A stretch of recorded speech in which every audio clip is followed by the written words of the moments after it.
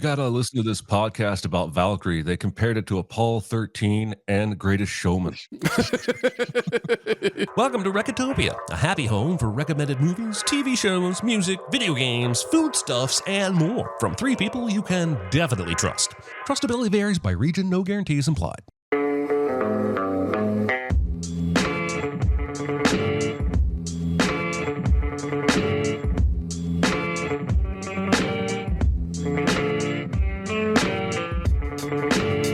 And now, here are your hosts, Chris Atkinson, Jeremy Scott, and Aaron Dicer. But only if he's dead.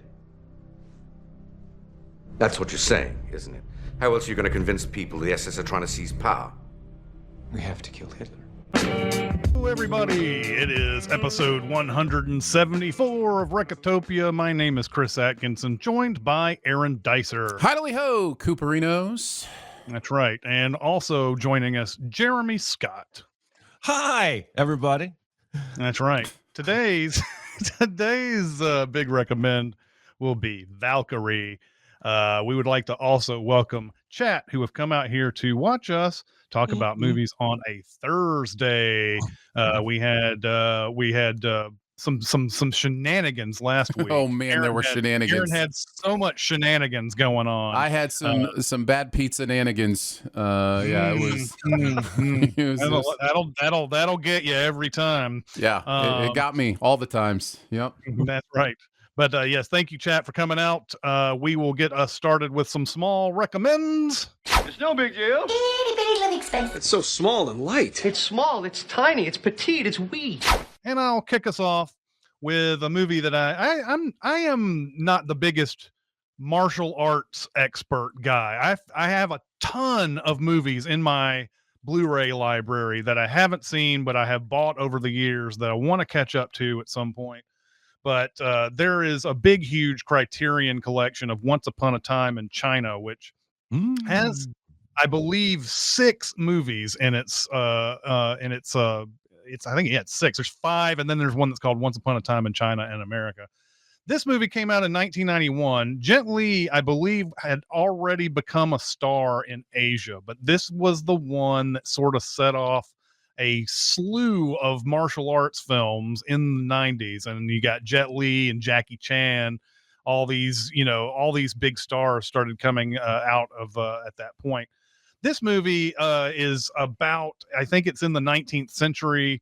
China is sort of being divided up by all the Western powers of the world. You have the clear villains of Great Britain and the USA in this movie.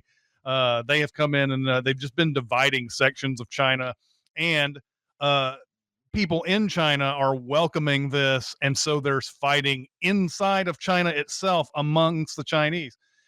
So basically with that setup, everything is about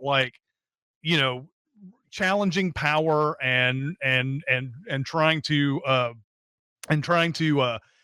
I don't know. Everything is about challenging power and then getting into fights over it, and big, huge, spectacle fights. And Jet Li, there's one scene in here with an umbrella that I love to death in this thing. I don't know if this is what Jet Li was known for, but it reminded me very much of Jackie Chan type stuff, where he'd take a prop and it would just be the thing all the way through a fight and everything. Again, I'm no expert. Most people know, what the Jet Li fighting style is and how that distinguishes him. But anyway, if you just want to see some good old fashioned martial arts movie with a really good story to it as well, this is a good one. Once Upon a Time in China. I'm excited to check it out. I know it is streaming, right, on Prime, I think. I don't know. I have this on a disc, so I watched it on that, but it could be streaming on Prime. Yeah, it could be on Criterion, too. I ran out of time to watch the whole thing, but I did fire it up and watch, the first 10, 15 minutes. And the one thing I noticed right off the bat was the scope. It feels like there's a really big scope to, there were so many actors doing martial arts on a beach. I was like, oh, this is gonna be a really big movie. Does it kind of keep that feel throughout and go big with a lot of its stuff? Yeah, I mean, there's another guy. I'm not sure of his name. He's another he was another legend coming into this movie. Then of course the movie is building up to the fight between them, in a big warehouse at the end, and it's really, really, it's awesome too. But yeah, it's the scale of these movies are always to the point, like they do a really good job of telling you what the geopolitical nature of everything is before leading into what are just, okay, hit some fun kung fu fights and things like that are going on. But they sort of give you a reason for why these things are happening, whereas a lot of times I think a lot of times action movies, they condense that story to something very simple and whatever, but this one's got a global scale to it. So yeah, absolutely. Nice. What do Is you it my got, turn?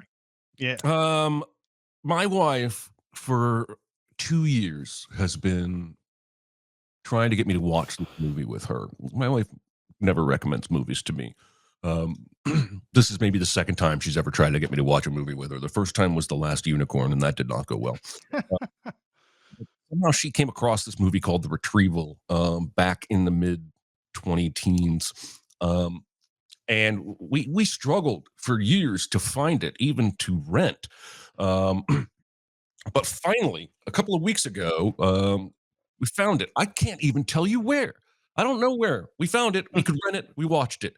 And I had never heard of it before. I've never heard of the person that wrote and directed it. It appears to be the last movie he ever made. And actor-wise, the only person I recognized was the character who plays Will. That's Ashton Sanders, and he's in Moonlight. So this is a Civil War story about two slaves, Will and his uncle Marcus, and they are being used by the slave bosses to find and point out and help bring back runaway slaves. So they are marginally treated better than a standard slave, but they are still treated really, really poorly. And their boss, owner, his name is Burrell, and basically he comes to them with a mission. There's a man named Nate. He's a runaway slave who's up in the north. They have new information about where he might be. He killed someone in the south before he left, and there's a bounty on his head, and Burrell wants that money. So he sends Will and Marcus to the north to lie to Nate, tell him that his brother in the south is dying and wants to see him, and then the three of them travel south where they are intended to be ambushed by Burrell and his gang. This is a quiet, confident, powerful movie. I was blown away. I told my wife immediately to start recommending more movies to me. This has a lot to say about the power of father figures and that relationship, the murkiness of moral right and wrong, how you can have positive relationships with people who have done bad things, redemption. I can't say enough about it. It's so well acted. The score is incredible. Somehow this movie was made, released, got plenty of accolades. It's 90 something on Rotten Tomatoes, and I never heard of it ever.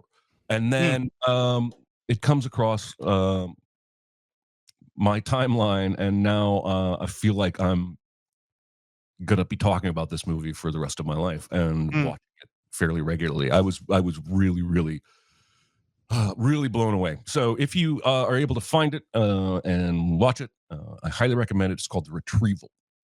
Yeah, over in chat, they're saying Canopy and Kino Film. Kino Lorber has been a big, huge physical media group that has started doing streaming, and much like Criterion has been doing. So yeah, it looks like Canopy and Kino both have this movie. Yeah, I haven't wasn't able to find it, get it watched, but it definitely looks like something that I would enjoy as well. So yeah, good stuff. Well, I decided today, in light of Chris recommending a 1990s epic martial arts film with geopolitical themes and all this going on, and Jeremy recommending this 19th century father-son redemptive journey kind of film that I also wanted to be deep and meaningful. So I'm going to recommend the new Lilo and Stitch. I thought you Listen, were about to say the Naked Gun. could have done that. Could have done that as well. Could have done that as well. And probably should have. But I will tell you this. I am fairly open-minded to these Disney remakes when I feel like they have some sort of purpose to them. Like I feel like they're changing something or doing something a little bit different. I thought there were things in the Aladdin remake that were really valuable and important and I really liked. I thought there was some stuff in the Beauty and the Beast remake that I thought was really good. But then when they're like the Lion King one and it's just exactly the same movie and nothing changes, I just zone out. Like it's pretty to look at and that kind of stuff.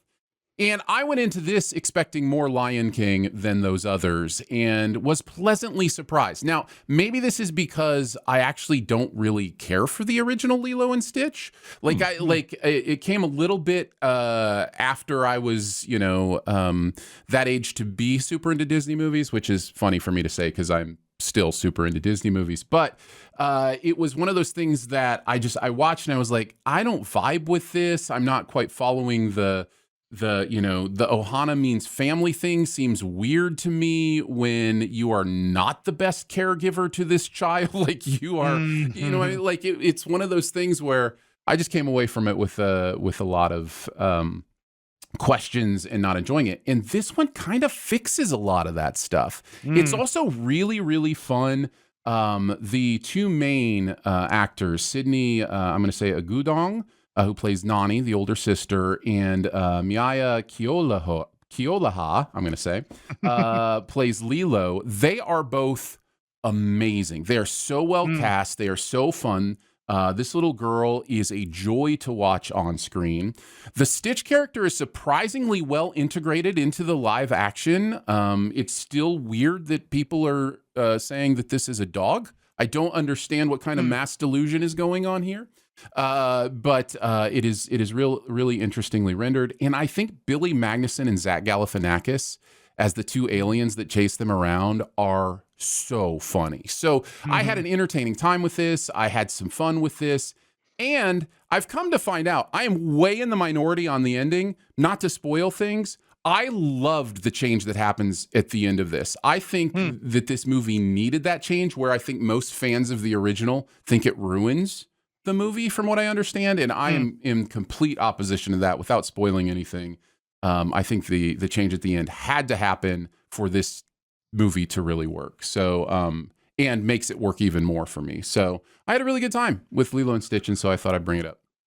I'm really glad that this movie is better than Lilo and Stitch. Stitch has a glitch. I'm really glad about that. Yes. That's really exciting That's for the me. important thing. Let's get on to our big recommend. I'm fine. It's just that you're so big. It's so huge. It's a good rule, but this is bigger than rules. It's bigger on the inside. Is it? I noticed. Which is Valkyrie. And this was my choice. And so I will start us off. Here we go. Valkyrie is a 2008 film co-written by Christopher McQuarrie and directed by Bryan Singer, which is a Usual Suspects reunion. Nathan Alexander gets a co-writing credit on this, but he doesn't have any other writing credits aside from an episode of a TV show called The Code. So I looked at Wikipedia and I was like, why did this guy get on the writing? And it said Christopher McQuarrie wanted him to be on the writing of this. And I was like, but why? The movie begins with people shouting the German loyalty oath to Hitler. Then we see Colonel Klaus von Stauffenberg, and boy, am I going to mess up names in this. You thought you had some problems with the names in Lilo and Stitch, Aaron. I'm going to mess these up quite often. So all you German people out there, sorry. Colonel Klaus von Stauffenberg, played by Tom Cruise, writing a letter in German, which we hear as narration until it John McTiernan's into English. Klaus is writing about being driven by more than fighting for his country. In the face of the mass extermination of the Jews, he's driven by saving lives. And he can't find any generals who have the courage to confront Hitler. He is surrounded by people who haven't quite figured out that this Hitler guy is kind of terrible and is the enemy of not only the free world, but of Germany itself. World War II is clearly coming to a close because the Allies are advancing quickly. And Klaus is visited by a general played by Bernard Hill, who gives him clearly futile battle plans in the North African theater. Klaus tells the general they'll need these soldiers when Berlin is attacked. We can serve Germany or the Fuhrer, not both. Klaus gives the general a ruse about a low water supply to serve as cover for their retreat, which the general accepts. Not too long after that, they are attacked by Allied planes, which Klaus barely survives. On the German Eastern Front in Russia, Hitler, played by David Bamber, visits his military brass. Major General Henning von Tresco, played by Kenneth Branagh, is trying to rig a bottle of Cointreau with explosives, or Cointreau. He hands it to Colonel Heinz Brandt, played by Tom Hollander, who is happy to take it on Hitler's departing plane. They wait for news, but eventually hear that his plane safely landed. He calls Brandt to tell him that he gave them the wrong package and he'll be in Berlin shortly to pick it back up. In Berlin, he runs into General Friedrich Ulbricht, played by Bill Nighy, who feels like they've been found out because one of their conspirators have been arrested by the Gestapo. After a somewhat tense scene where Brandt brings out the Cointreau package and asks if Tresco wants a drink, von Tresco manages to talk his way out of it and takes it away. He then asks Ulbricht to find a replacement for their arrested friend and that it might take looking outside of Berlin to find that person. Klaus is visited in the hospital by the Red Witch, which will have so many ramifications for season 6 of Game of Thrones. Nah, it's just his wife, played by Carice Van Houten. Klaus has lost his right hand, fingers on his left hand, and his left eye. We don't see much of her, however, as the movie moves on to his meeting with Ulbricht, who is there to recruit him. Klaus knows that if he accepts, his actions would make him a traitor, which he accepts. His worry is for his family if the plot fails. At the conspirator meeting, there is an argument about the best way to confront Hitler after the Cointreau bomb didn't work. One of the men seems to think that simply forcing him out of power is the best solution, to which the newbie of the group, Klaus, asks, what happens once Hitler is removed? Do you got a plan for that? Do you think you'd be able to control the military after Hitler's gone? They seem confident that they can, which makes the very skeptical Klaus decide he's not needed. Knowing that the loyalty oath extends beyond Hitler, he discusses the power vacuum with von Tresco, who also seems singularly focused on one goal without truly considering the next steps. But von Tresco asks Klaus to figure something out. At home with the wife and kids, the kids put on a record of Ride of the Valkyries, a popular tune from all the Apocalypse Now stands in 1942. This moment is broken up by bombing outside, and they go down into a bomb shelter to wait it out. The song, still audible from above, inspires Klaus to bring the conspirators the idea of Operation Valkyrie, Hitler's emergency army that is to be deployed if he is cut off or killed. Klaus asks the room to think about a situation in which the SS is trying to overthrow Hitler. High Command would have no choice but to declare an emergency, which would cause the reserve army to attack the SS. While that happens, the conspirators can put a new government in place. But this can only work if Hitler is actually dead. Also, Operation Valkyrie would need to be rewritten so that the SS would be excluded from it. Being able to get the new orders out to the people of power would also be a difficult task, as the new orders would be evidence of treason and it would require Hitler's signature. Then they'd have to turn a career Nazi named General Friedrich Fromm, who's in control of the backup army, into a willing stooge. With the time running out, they think they can turn him based on his dissatisfaction with his lack of promotions. At this point, you might be quite right that Tom Cruise has somehow hired Bryan Singer to direct a new Mission Impossible without the branding. Klaus and Ulbricht visit Fromm, played by Tom Wilkinson. Everybody's Tom in this, by the way. There's so many Toms in this movie. Fromm knows Klaus is critical of the war, but Klaus counters that he's only critical of indecision, specifically from Germany's leaders. Fromm asks what kind of thing he has in mind to fix the situation, and he says rash action. When Fromm asks what kind of rash action, Klaus takes a swing for the fences and says that's up to the supreme military commander, second only to the chancellor. Fromm understands that what he's getting at and tells Klaus that if he were such a man, the war would be going differently. But he also reminds them of their oath to Hitler before removing what seems to be a bug from his phone. He then tells them that he's going to forget this conversation, to never bring it up again in this building, and that as long as Hitler is alive, Fromm intends to stand by his oath, which says a lot without coming out and fully saying it. At a club, Klaus sets up a clandestine meeting in a bathroom with General Erich Feldgiebel, played by Eddie Izzard. The general reminds Klaus how close he is to Hitler and how much danger he's in by approaching him in this way, but Klaus doesn't seem fazed. When Eric warns him again about contacting him, Klaus basically blackmails him with the very fact that he's already broken his oath by not reporting him in the first place. Klaus tells Eric that the actions taking place are inevitable, and that if he helps, he can potentially avoid the infamy of being on the wrong side when he does. While rewriting Operation Valkyrie, Tresco tells Klaus he has been sent to the front, so now Klaus is in charge of the military operation of the plan. Tresco reminds Klaus that there can be no conflicting orders once Valkyrie begins, which requires cutting off all communication after the operation is underway. Klaus has an idea of who can help, referring us, the audience, to General Eric, but says it's probably better if he doesn't tell Tresco who it is. In the next scene, Ulbricht tells Klaus he's been promoted to the Chief of Staff of the Reserve Army, which is a job the Reich is giving him without knowing, of course, about his Operation Valkyrie plans.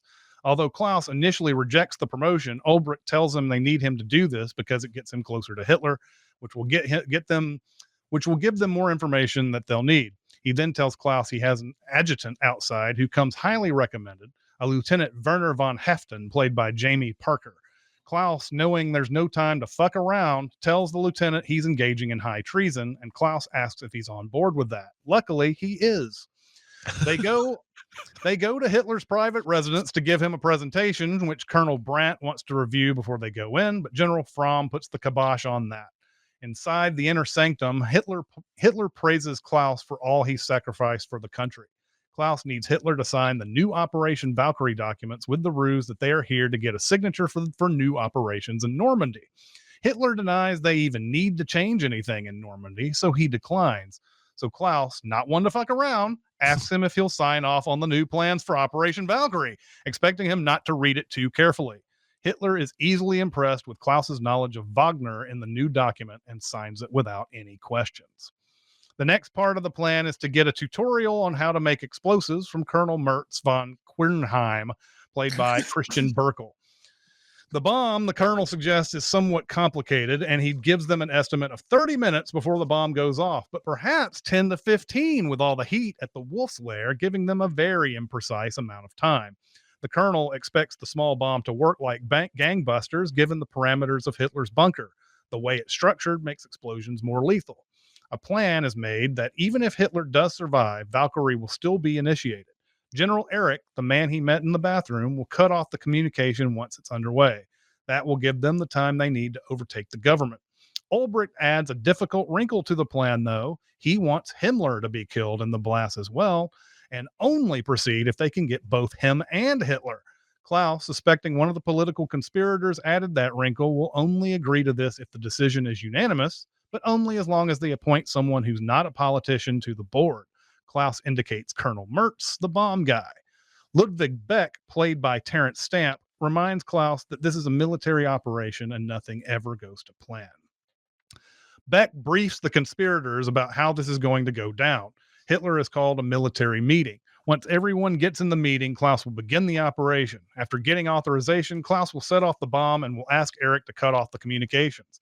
They assume Fromm will not go along, so Ulbricht, without Fromm's knowledge, will take over the reserve army and initiate Valkyrie, notifying all the district commanders that the SS is trying to pull off a coup. The reserve army, with orders in hand, will arrest all SS, Gestapo, and Nazi officials. By that time, Klaus will be in Berlin to take over the reserve army, and other conspirators will insert themselves into top positions and hopefully negotiate a truce with the Allies. Everyone will carry a yellow slip of paper to identify themselves as a member of the operation, which they will not have access to the perimeters without. At the beginning of the operation at the communications center, a curious message pops up saying Ulbricht is ordering the reserve army to go to all the districts. While this brings up questions at the Nazi outpost, it is considered to be a drill and it's allowed to go through. Although it's funny, once the order reaches one of the commanders, he's like, this better not be a drill. And with that, the reserve army is mobilized. On to the Wolf's Lair, where Klaus and Werner make it beyond all the checkpoints and inside with all the military types in the bunker. One of those guys takes Klaus's briefcase as a matter of courtesy and sticks it under a table with a bunch of other briefcases, which means don't be surprised when that briefcase gets taken by mistake. Fromm begins a debriefing. Werner reminds Klaus that Himmler isn't there, which I'm sure he knows, but maybe the audience doesn't. Klaus steps out to call Ulbricht and asks if he can proceed without Himmler. They call Beck, who says no, and that is relayed to Klaus. Klaus asks Colonel Mertz over the phone what he thinks, and he says yes. Any loophole you can find, I guess. The bomb briefcase is indeed taken by someone else once the meeting moves to another room, but that's just a bit of false tension because one of the Nazis gives Klaus the bag once he finds him. However, the plan's derailment due to Himmler's absence is felt immediately. Fromm gets wind of the reserve army mobilization and calls it off, saying it was a drill. He yells at Ulbricht and Klaus for doing it behind his back, saying he nearly lost his commission over it. A whole lot of blaming starts going on at conspirator headquarters. Ulbricht laments that they may not be able to call a truce with the Allies if they make it to Berlin before they carry out the plan. Klaus blames the failure on politics with the idea that adding Himmler to the mix has made the operation impossible. This leads to the politician Karl wanting to relieve Klaus of his duties. Beck steps in, telling him that the chief of police has issued a warrant for Karl's arrest. He'll have to leave Germany until they can do the operation and make him chancellor. Beck gives Klaus full discretion. Ulbricht says he won't be able to mobilize the reserve army again unless they follow through this time. On the day of the second attempt, Klaus nicks himself shaving and the blood is visible on his collar. This allows him to ask for a place to change without being suspicious. Klaus then gets down in the bunker to find out the meeting has been moved up because Hitler is going to have lunch with Mussolini. Klaus asks Eric to notify him of any phone call he gets, even if he's in a meeting with Hitler. They then go inside the changing room to assemble the bomb. In the middle of it, they are interrupted by a nosy soldier who is informing them that Hitler is in the briefing. Things start getting rushed. Nonetheless, the bomb is armed. Klaus asks Werner to go ahead and get the car. Once again, nosy guy picks up the briefcase as they approach the bunker, but Klaus finds out the meeting room has been changed to a place that might not have the proper physics to blow up the way they need it to. This place has open windows and more opportunity for the blast to direct its energy in other places. Klaus requests to be sat as close to Hitler as possible under the ruse that his war injuries have left him hard of hearing. Klaus gets the briefcase and positions it as close as he can. This meeting is a debrief on heavy losses being sustained. Klaus gets notified of his phone call. He gets the message he needs, leaving the briefcase behind. Colonel Brandt moves it to a slightly different place under the table. The bomb explodes, and Klaus gets into a vehicle with Werner and a random soldier, telling that soldier to drive. The plan is in motion, with Eric calling Ulbricht and Mertz and telling them that Hitler is, something. Anyway, he cuts off the communications after that. Ulbricht and Mertz don't know if Hitler is dead or not, and they also can't call back to confirm. Mertz thinks they should start Valkyrie anyway, but Ulbricht says they can't go without Fromm's orders. Mertz tells Ulbricht to tell him Hitler is dead or arrest Fromm because time is of the essence, but Ulbricht freezes. Klaus gets stopped at the checkpoint, trying to invoke Hitler's orders to get them to open the gate. He is refused, so he goes to a phone to call someone, which of course is a ruse. He pretends to get a higher up on the phone and even bluffs that the checkpoint guy won't check the phone to confirm. On the way out, they throw out evidence from the car, and the rando driver dude knows they're up to something. He drives them to a waiting plane and gives them such a sneering. The reserve army gets another standby alert from a rogue Mertz. The delay causes a problem with Klaus and Werner's getaway car in Berlin after the plane lands.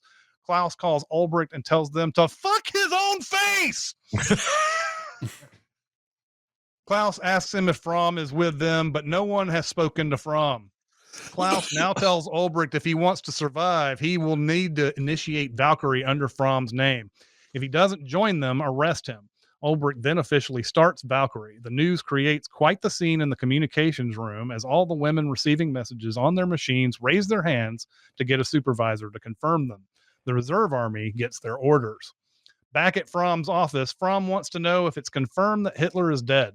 Fromm calls the Wolf's Lair and he finds out that he is not.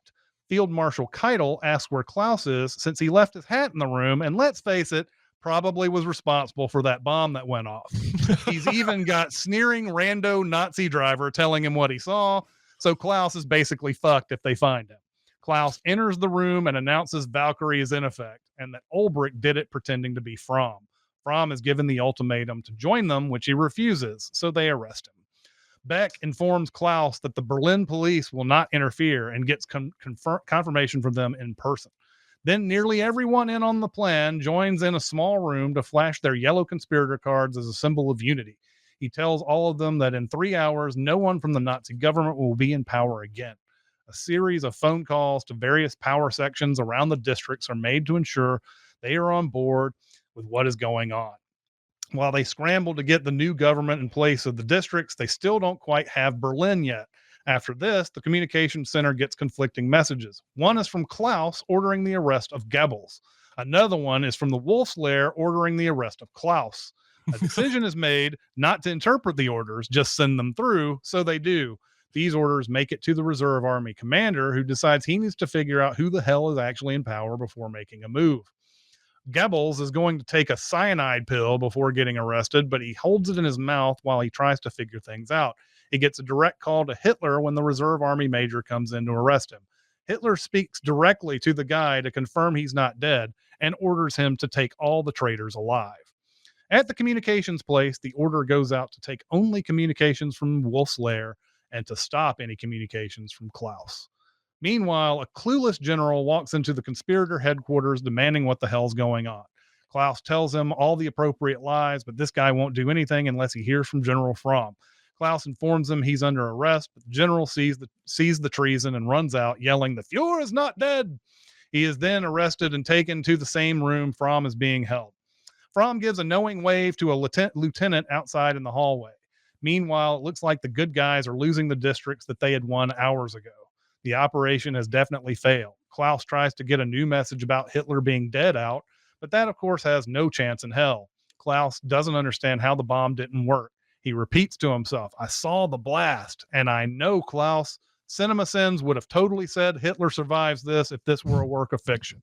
Shortly after, the conspirators realize that their lines have been cut. He can't figure out if his family is safe. It's time to go on the run. Klaus runs into Ulbricht getting arrested. A gun battle occurs in a hallway. Not long after that, Klaus is officially arrested. Fromm does an impromptu court martial where he sentences the 6 arrested conspirators to death. Even though the Reserve Army major tells Fromm that his orders from Hitler to keep them alive, he gets a duly noted back in response. Beck, who requests a pistol, does the thing that they were going to do to him anyway. Sham trials are conducted for the other people who got caught later. Hitler gets on the radio to prove to everyone he's still alive. The 5 remaining people with Klaus are taken to a firing squad. We cut to Tresco in the middle of the woods where he pulls the pin of a grenade and puts it directly under his chin. We see a series of people getting executed. Werner walks in front of Klaus just before he's about to get shot to express solidarity, even in the last moments. Also, Klaus has to be the last one that gets shot. Hits Tom Cruise, right? So that's right. The way that goes. Klaus yells, "Long live sacred Germany," before he is shot while Fromm looks on. The punchline, Fromm is executed not too long after. Blurbs at the end tell us that the Valkyrie plot was the last of 15 known attempts on Hitler's life. He would, of course, die 9 months later. We get an update that Klaus's wife and family survived the war, and she died in 2006. Klaus von Stauffenberg is memorialized along with many others on the German Resistance Memorial in Berlin. And that's the movie. Guys, what did you think of Valkyrie?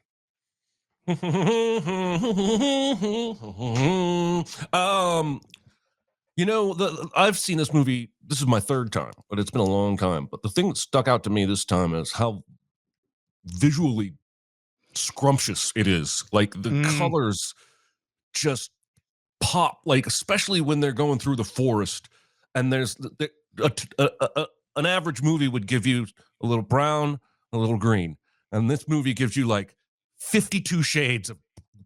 The colors just kept jumping out to me in every scene, and I hesitate to praise anything that Bryan Singer may have directly been involved in, although IMDb suggests that McQuarrie did plenty of ghost directing on this days that Singer was late or not there. Man, this movie is good. This movie is good. It's tense, and it starts tense and only gets more tense. And this is one of those movies where, because it's a real story, even knowing the outcome, you still feel tension. Oddly, I'm going to compare it to Apollo 13 in that regard. In that you know how it works out, but knowing the end doesn't keep you from feeling every moment of tension as you go. I really like the way the film decided to have everybody speak in their normal accent instead of trying to emulate like a German accent speaking English. I Mhm. think that would have been more distracting to me. Um, and the way that the film starts out, having him read in German and then transition to English, I think sort of just gives you that McTiernan kind of, okay, now we're going to be in English and it's no big whoop. Um, Mhm. Tom Cruise is really good in this. Again, I'm hesitant to heap praise on a Scientologist, but my favorite scene is the one you mentioned, Chris, where he gets introduced to his new assistant, tells him to close the door, and then basically says, "I am in every waking moment of my life engaged in treason. Are you down?" And the guy goes, Mhm. "Yes, for anything." Uh, the whole thing ends right there. Like there's several moments you mentioned, Chris, where he has to do a ballsy thing and hope that it works Yeah. out. Like hope There's that not enough time. yeah. I think a lot of times people forget about stuff like that when you're doing any kind of thing that is going. It's there's a lot of times people forget that yes, it would be great if you had all this circumstance that were in your favor, but they don't have the time here because they need to be on the right side when the allies come in, and that's happening quickly, and that's Yep. the reason why they have to work so fast on it. Yeah, that opening scene is really great because you get what you need to know about Cruise's character and that he's not super happy with the way the war is going or even Hitler. But that is interrupted by a surprise attack, and it's a brief attack scene, but it's still shot really well. It's really awesome, Hmm. and it just kicks off everything. Yeah, it's again, Brian Singer's bad, but this movie's good, good. Hmm. I really liked it. I think Tom Cruise with curly hair is weird. Was my first note, and Hmm. Hmm. I'll just have to get over it. But anyway, those are my main thoughts. Aaron. Yeah, I agree with everything that you said about what makes this movie entertaining and fun to watch. The tension specifically was something I really wanted to focus on because there are 2 or 3 scenes where there is just expert level tensioning going on and really great use of informational shots that last just long enough that you know what they mean, like the shot of the open windows, right? Yeah. Like we're in the midst of this change and we know what it means, and then there's a shot of open windows. Doesn't, have a character saying, "Oh, the windows are open. That means it's going to just," like, like it's just expertly lets you feel what Tom Cruise's character is going through. I also noted the colors. I love the vividness of some of the artistic stuff going on here. I will say, when I first rated this movie after seeing it, I gave it 1 star out of 5, and I think that's unfair, but I know where it comes from, and here's the comparison I'm going to use. I think this is, for me, the greatest showman of war movies. Now, what I mean by that is it is a movie that is expertly done, that is super entertaining. It is, the music in Greatest Showman is great, just like the directing is great here. But it takes a character from history. And again, I'm not going to claim to know everything, but it kind of changes everybody into a hero when it just wasn't that black and white like that. Like, there is plenty of evidence, as far as I understand it, that these assassination attempts weren't about Hitler's immorality. They were about his inadequacy. Much of it was about trying to take him out so somebody else could lead in a way that made more sense. Now, I'm sure for some people that was the human devastation element of it, was a big part of it. But there, at least in my reading and my understanding of this situation in particular, and especially Tom Cruise's character, who he's representing, is he was not like a good dude, as we would say. You know what I mean? Like, so there is this element of taking a real life thing that is very meaningful and then putting this gloss on it, this sheen on it, this action movie kind of idea on it, that works. Like, it's really fun to watch and really interesting, but it plays on a falsity of motive that just gets under my skin. It just gets under my skin a little bit. So that's probably where that came from. And again, I think that's an unfair rating. I think it'd be more fair to take this movie on its own terms and its own fiction and whatever. But it is really wonderfully made, and I really enjoy so much of it. It's just hard to get past the gloss that makes these men heroes when I'm not sure it was that. You got to simple. listen to this podcast about Valkyrie. They compared it to Apollo 13 and Greatest Showman. And both, I think, made sense. I thought the Apollo 13. I'm going to be as reductive about Aaron's opinion as he is of the movie that he compared it to. It's like this and the Untouchables. You just can't be a different character than you were in real life, or Aaron's gonna say no, not real. Can't do it. Yeah, there's something, I don't know, there's something that's important to me about valorization in what it can do to, because then you have this changing of ideas of, you know, what morality looks like in humanity. And I think we just need to be more willing to accept gray in our characters, and just valorization is just, I don't know. There's something about it that, it gets under my skin a little bit. You know, we always have this debate, right, about commerce and art, and sure. Yeah. To try to sell this movie as, well, they weren't really about getting Hitler out because he was a bad guy. How does that? Right. How do you sell that to the public? Probably can't. Right. Probably can't. You can sell it to the local Belcourt Theater in Nashville if you want to, but you can't sell it to Regal Cinemas or anything like that. So that is a weird thing, and I agree. It's one of those things that if you do know the real story, that does detract a lot from it. If you really just like believe in, like, let's just tell the story with the warts and all and everything like that. Sure. And so, like, I totally get that and everything. And I think also you're saying, like, let's just not call this let's not call this Valkyrie. Let's not use the real names and all that. Let's change everybody's names and say this and do Inglourious Bastards, basically. Let's just do that. Exactly. Yes. You know, let's just do that.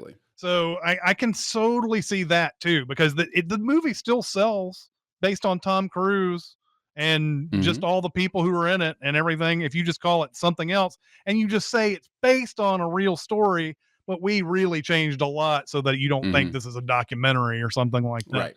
So I totally understand that. Totally get it. So Greatest Showman it is. It is exactly that movie.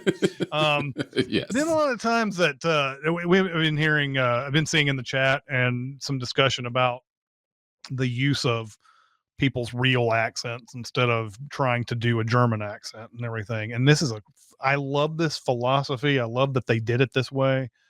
This was something that was kind of brought up when Chernobyl came out, where all the actors and everything were told, just go with your normal accent. It's not like you're taken out of the reality of it just because you're not speaking in that weird John Malkovich Russian accent or whatever and everything. And so Chernobyl took a cue from a movie called Citizen X, which hopefully one day I'll have a chance to big recommend Citizen X, a movie that came out on HBO back in 1995, Stephen Ray. It's about a serial killer in Russia, and they didn't have any kind of, they didn't have the infrastructure to investigate a serial killer and everything.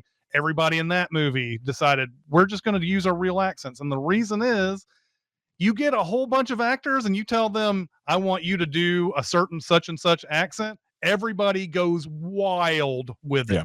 And it's so completely like incongruous to each other and everything that, you know, that that becomes the distraction. Not that they're using their real voices, that they're just going off on these actory things, like, and so I appreciate that too. Like, yeah, if Tom Cruise tried to pull off a German accent in this, I'm sure he would try. I'm sure he would. I would have spent a year in Germany with the best German, communicators in the world and everything, and it still would have come off weird. So it's hard to do an accent well for the entire shoot of a movie, particularly like I just wrote on a video for Thunderbolts, and I made a crack about Florence Pugh's Russian lapsing into American, even though she's British.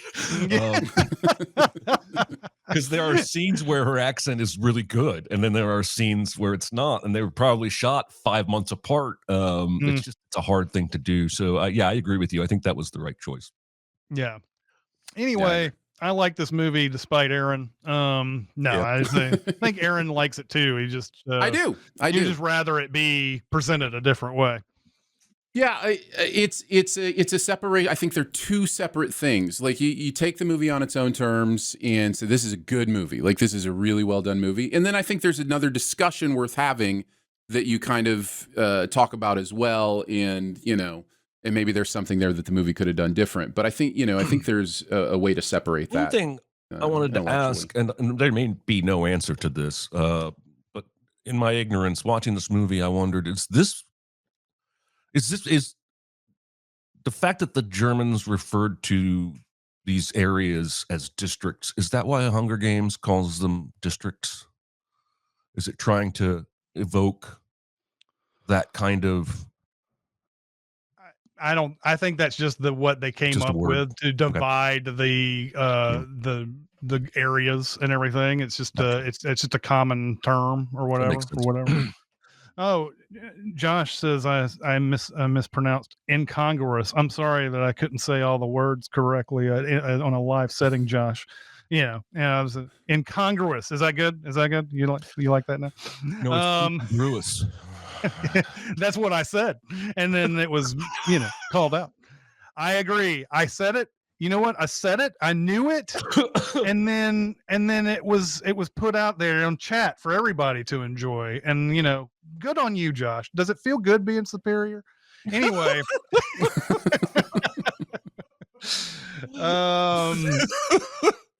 anyway, let's get on to our super secret double feature. I'm just kidding, Josh, of course.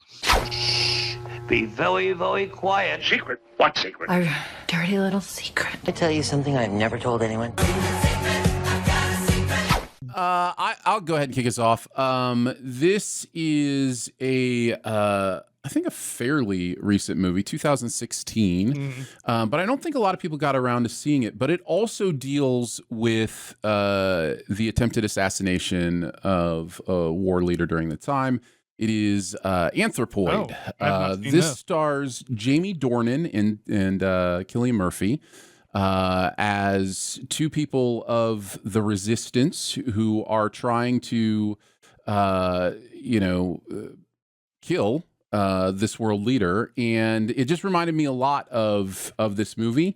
It kind of is a slow start, setting up the exposition, setting up who these people are, setting up what they're trying to do. But man, the end is, as they attempt this assassination, is so well done and so tense. I highly recommend it. I believe it is also based on a true story as well of that attempted assassination. It is. I still recommended this on the previous podcast. This was a movie that made me realize Jamie Dornan was actually a really great actor. And there is a multi-story gun battle in this movie, maybe the climax. I don't quite remember it super well. That is astonishing. So yeah, I remember seeing this and liking it and recommending it. So that's a good call, definitely. The one I'm not giving you, but the one that I think would be on the nose, too on the nose for me to actually give you, would be The Dirty Dozen, where they actually put together a band of ragtag, I think they're even prisoners, and send them on a mission to try and kill Hitler. But there's one movie I kept thinking of and how it made me feel, and this movie was making me feel the same way, and that's Argo, Best Picture winner from Ben Affleck, where there is an operation that few people know about, and the tension starts with the opening scene and really never lets up until the end. And so, yeah, I would put you through the ringer twice if I were scheduling this double feature. And when you leave, you're gonna need a nap.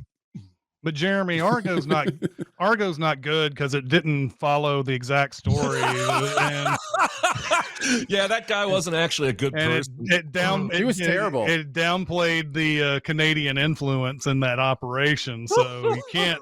That guy was a real jerk, man. Yeah, he that was. guy was a real He jerk. was absolutely. I hate He's it. a Hate bad it father. so much. Yeah. There's a good one in the chat. Don't mean to just pick on one because there's several of them, but Flyboy said Conspiracy, which is another movie. If you guys haven't seen, great movie. Also has Kenneth Branagh in it, but it's about how all these different factions of Germans met together to figure out what they were gonna do about the Jews and everything. And so like that's a really, really good and stunning movie. It's like your jaw is gonna drop when you watch if that's the first time you've seen it. But And it is the second movie in the Kenneth Branagh plays a Nazi trilogy. The first being Swing Kids. Oh yeah, so you got more Swing Kids. That needs to be a triple feature, like pronto.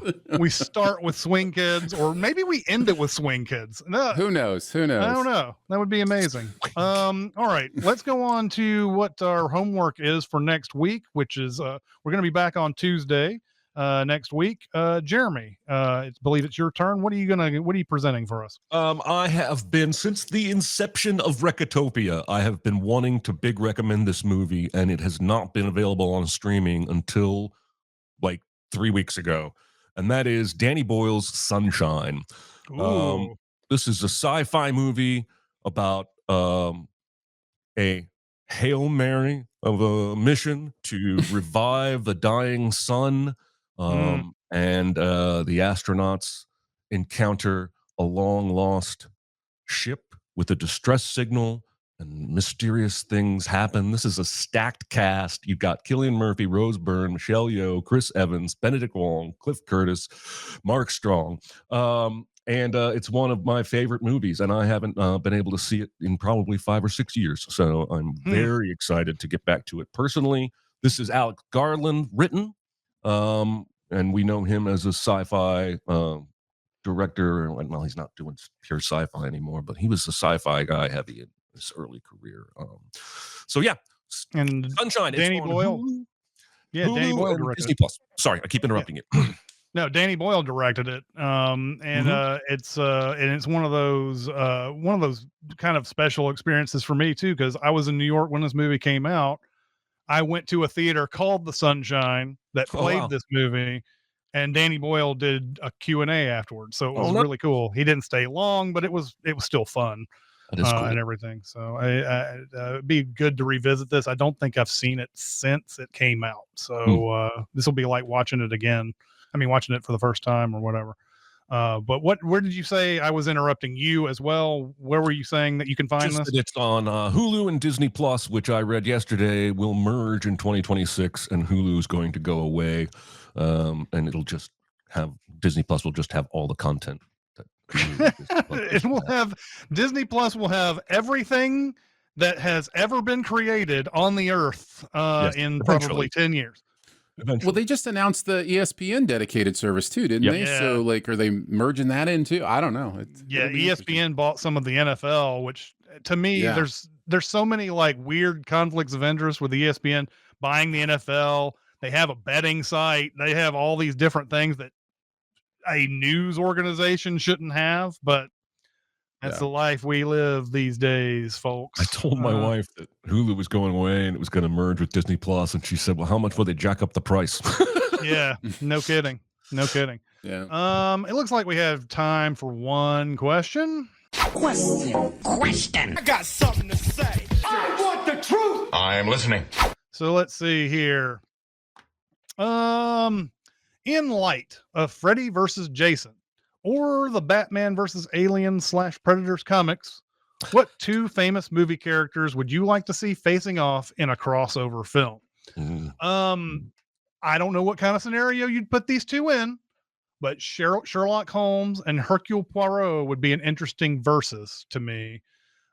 Maybe who can solve the same crime faster, or maybe one of them themselves commits a murder or something. You take one of your beloved heroes and turn them into a murderer, like you did with Phelps and Mission Impossible, that type of thing. I don't know, but I think it would be cool to have them kind of verses, and maybe they just sort of, the Hollywood way would be combine them at the end. They combine their talents together by the end of it and solve the crime or whatever. So that's who I want to do. That's a cool idea. I like that. I think I'm going to put Jason Bourne and James Bond in a movie together because they go about things in different ways. Bond is more suave and fast cars and gadgets, and Bourne is like, I'm going to punch you in the face until your nose breaks into 1,000 pieces. And so I think they would be a kind of an odd couple. Be the original odd couple. If they were paired up on a mission together, I think that'd be fun. Yeah. I'm thinking Indiana Jones and Lara Croft. Okay. Might make for an interesting crossover. Maybe throw in National Treasure. Yeah. And Sonic the Hedgehog. Might as well. And the other one I thought of was like a cooking crossover with Carl Casper from Chef and Adam Jones, which was the Bradley Cooper, right? What was that one called? The flambe, burnt. Yeah, burnt. Thank you. You got there. So those two going head to head as well would be a lot of fun. So yeah. Over in the chat, let's see, what do we have here? So flambe, burn. That's how my brain works. That's how my brain works all the time. Yeah. That's great. Let's see. I thought I saw one other one, but I don't know what it was. Anyway, over in the chat we have the Pink Panther versus Columbo. That'd be fun. That'd be a lot of fun. I'm down with that already. Slab says maybe not characters but movies. Mix Hunger Games with Alive. Oh, that's that would be gross. Tasty. Tatsu says Dr. Manhattan and God from the show Preacher. JC Davis says Indiana Jones versus Lara Croft versus National Treasure versus Uncharted, and also Sonic the Hedgehog. If you need to put Sonic the Hedgehog in there. Josh says Edward Scissorhands and Freddy Krueger. I'd like to see that. One's a pacifist too. That's not gonna last long probably, but I'd pay to watch it. Castro says Tron and Neo from the Matrix. And then let's see. Jason Statham and Sam Neill, but my couch wouldn't survive that. I don't know what that means. Anyway, that's going to do it for this week. Once again, chat, thanks for coming out and watching us today. We appreciate you very much, even when you're criticizing us and taking the piss, as Josh said. But appreciate it very much. Next week is Sunshine. It is going to be back on the Tuesday regular time. So we will see you then. We'll see you next time. See ya. Bye, guys. Bye. I'm waxing on and off. Be a part of the live show by being a member of the Sin Club at Patreon at patreon.com/cinemasins. Chat with us on the Cinemasins Discord at discord.gg/cinemasins or Cinemasins Twitter at Cinemasins, and email any comments or questions to Recotopia at cinemasins.com. That's RECOTOPIA at cinemasins.com.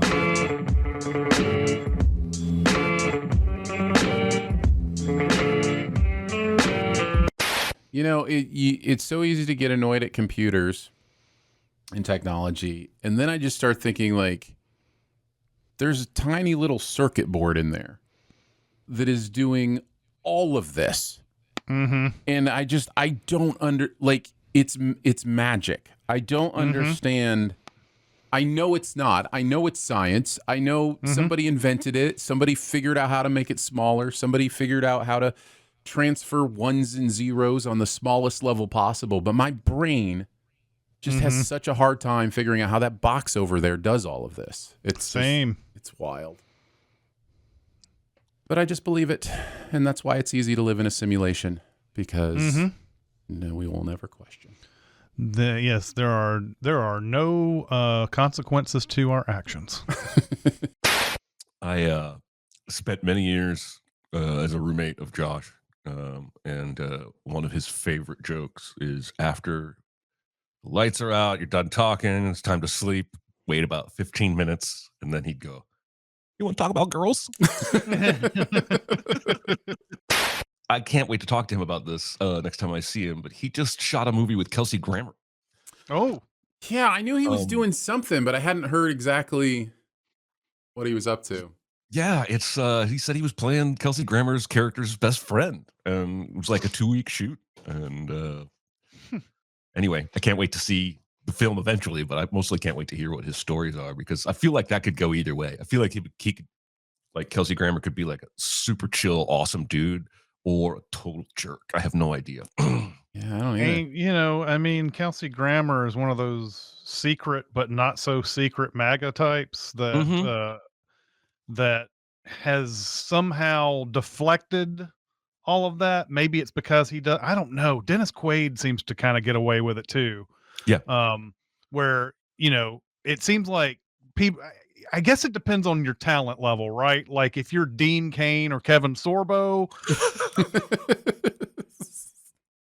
Hey, So, ICE, just the headlines today are Dean Cain just joined ICE. Mhm. yeah, Yeah. yeah. Yeah, that was I the mean, headline.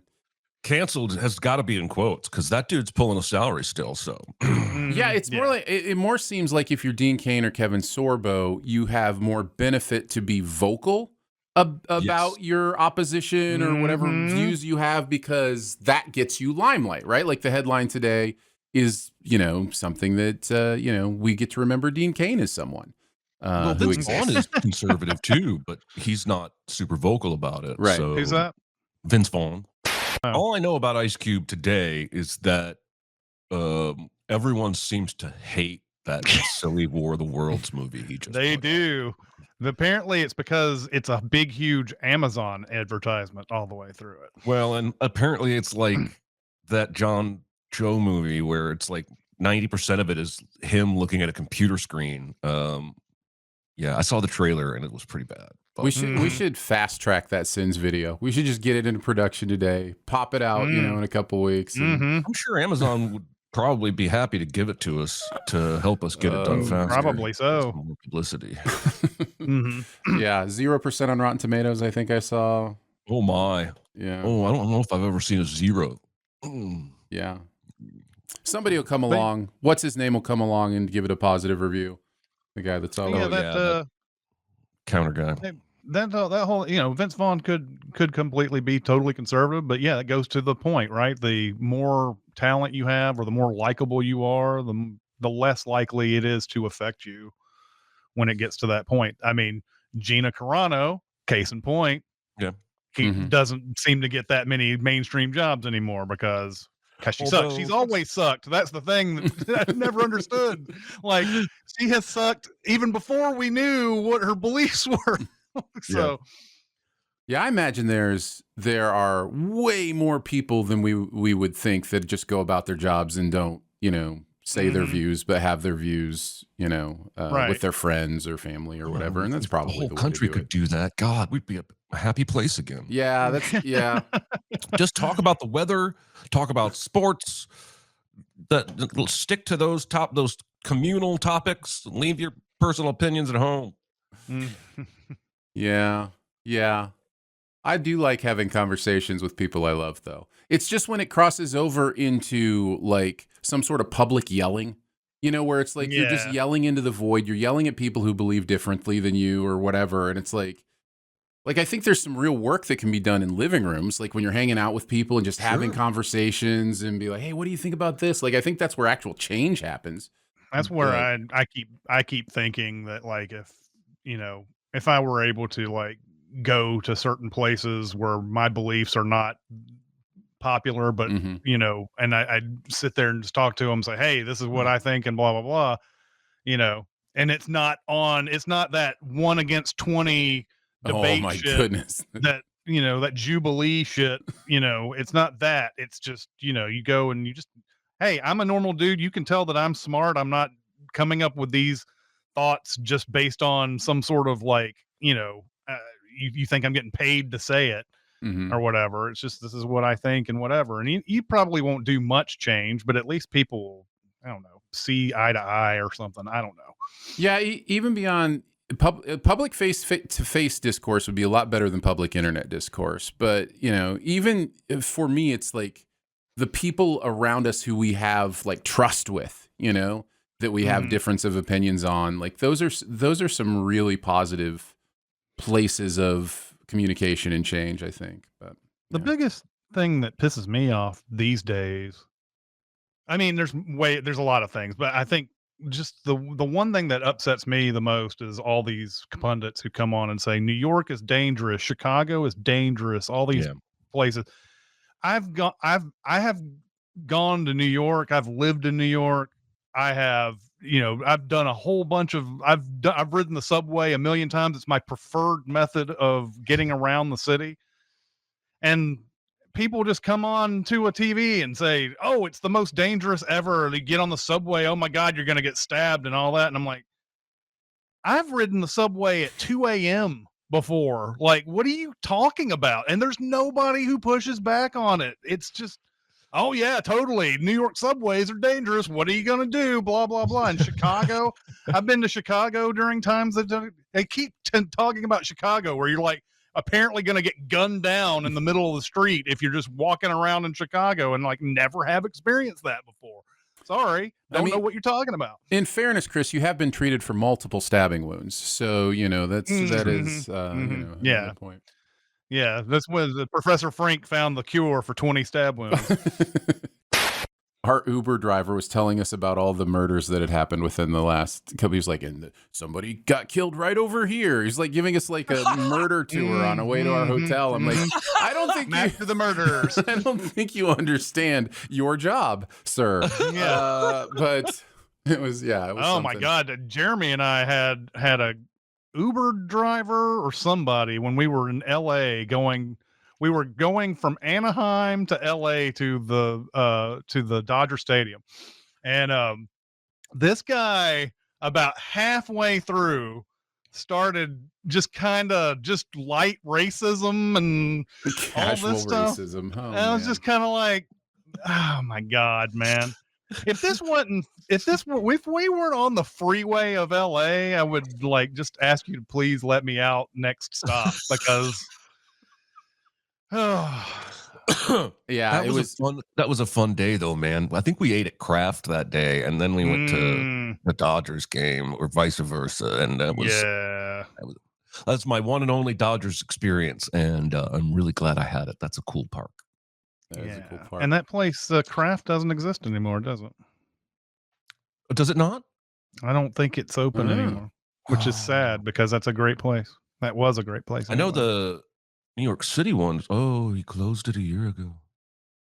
Oh, he only gave the staff a week's notice. Yeah, that was another big story out of that. Oh, no. Yeah. Oh, no. It's permanently closed. This is, yeah, it was such a cool place. And then, then it just ends with a whimper and, oh, screw you to the workers. Oh, that's not good. Yeah. Restaurants, man. Yeah, it's not a business I would ever want to go into, man. Like we had Chris. I remember we had some great food at Native in that area, and it was closed within a year or two or whatever. I'm just like, really? I was just like, how that place was so good. Yeah, how do these great? Well, the answer is, of course, real estate and the cost of running a restaurant. Like I'm sure in LA, God, no telling how much it takes to get a restaurant up in there or whatever. But that has become, that is a happy memory, that place. But it's also like one of those where I'm like, oh, I know who Naisha Arrington is now. I wish I could remember when we met Naisha Arrington. Right.